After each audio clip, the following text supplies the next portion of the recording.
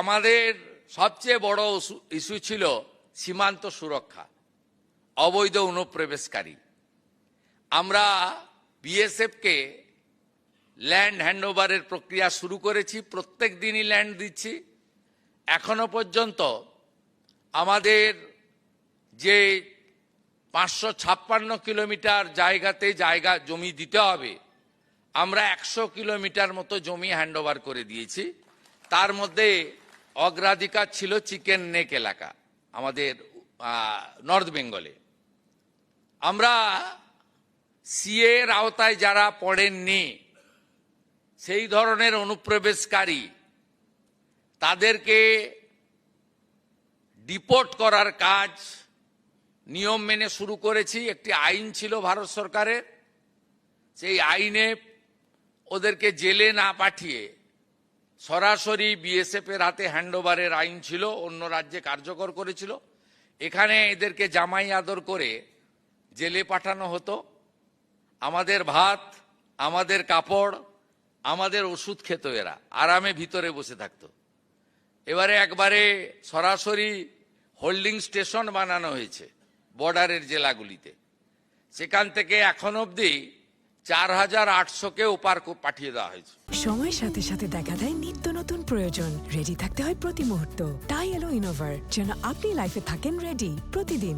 Innova, designed for now. আর এখন আমার হাতে আছে হোল্ডিং স্টেশনে 836 জন। তাদেরকেও আমরা তাড়াতাড়ি খাইয়ে পরিয়ে ওদিকে পাঠানোর ব্যবস্থা করছি। এটা প্রক্রিয়া চলবে, এটা একটা বড় ইস্যু ছিল। আর সীমান্ত সুরক্ষিত হয়ে গেলে, এখানে এমনিতেই পালিয়েছে, হাকিমপুরের চিত্র আপনারা দেখেছেন, এমনিতেই ভাগো পালাও, এটা এমনিতেই হয়েছে।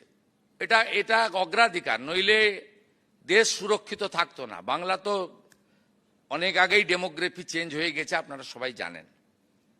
তৃতীয় হচ্ছে সেন্সাসের কাজ আটকে রেখেছিল আগের সরকার। আমরা সেন্সাসের কাজ শুরু করেছি, জনগণনা। আগামী 1 আগস্ট থেকে 15 আগস্ট বাড়িগুলোতে সার্ভে হবে, কত বাড়ি। আর 16 আগস্ট থেকে 14 সেপ্টেম্বর বাড়িতে কতজন আছে সেই জনগণনা হবে। এটা খুব গুরুত্বপূর্ণ। এবং ফেব্রুয়ারির শেষ দিন চূড়ান্ত জনগণনা শেষ হয়ে যাবে। এর ভিত্তিতেই কিন্তু আগামী দিনে ডিলিমিটেশনও হবে।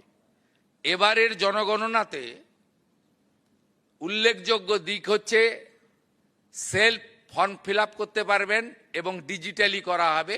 এটা নরেন্দ্র মোদীজির উদ্যোগে ভারত সরকার করেছেন। এবং জাতি জনগণনাও এবারে আছে, যেটা বিগত দিনে ছিল না। এটা ভারত সরকারের একটি বড় উদ্যোগ। এতদিন পশ্চিমবঙ্গে সিআরপিসি আইপিসি চলতো, এটা অবৈধ। আমরা ভারতীয় ন্যায় সংহিতাতে যুক্ত হয়েছি। আমরা সামাজিক স্কিম বা প্রকল্পে অন্নপূর্ণা যোজনা গতকাল পর্যন্ত 50 লক্ষ মা বোন দিদিকে 3000 টাকা করে ট্রান্সফার করে দিয়েছি।